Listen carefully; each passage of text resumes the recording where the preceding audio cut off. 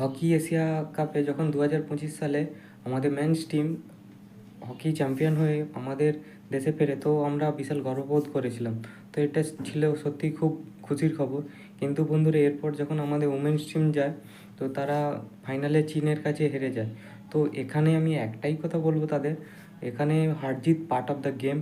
এটাতে ভাই ডিমোটিভেট হলে চলবে না, তাদেরকে মোটিভেট করতে হবে, তারা যেন আরও ইমপ্রুভ করে। তারা যদি ইমপ্রুভ করে, আমরা উমেন্স টিমের কাছ থেকেও কাপ আশা করব। তো বন্ধুরা, এইটাই ছিল আপডেট। তারা যেন ডিমোটিভেট না হয়, কারণ আমরা ইন্ডিয়ান হিসাবে এটাই চাইবো আমাদের উমেন্স মেন্স টিম সবাই ভালো খেলুক। ভাই, আমাদের উমেন্স টিম এমন কিছু কমজোর টিম না, তারা ভালো খেলেছে, চ্যাম্পিয়নও হয়েছে এবং তারা করেও দেখিয়েছে এবং তারা ম্যাচ জিতেওছে।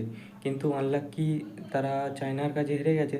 তো এটা খুব দুঃখের বিষয়, কিন্তু তারা যেন পরবর্তী স্টেজে চ্যাম্পিয়ন হয় ভাই, এটাই আমি আশাবাদী এবং আমরা ইন্ডিয়ান এটাই আশা করব। তো গুড লাক ইন্ডিয়া।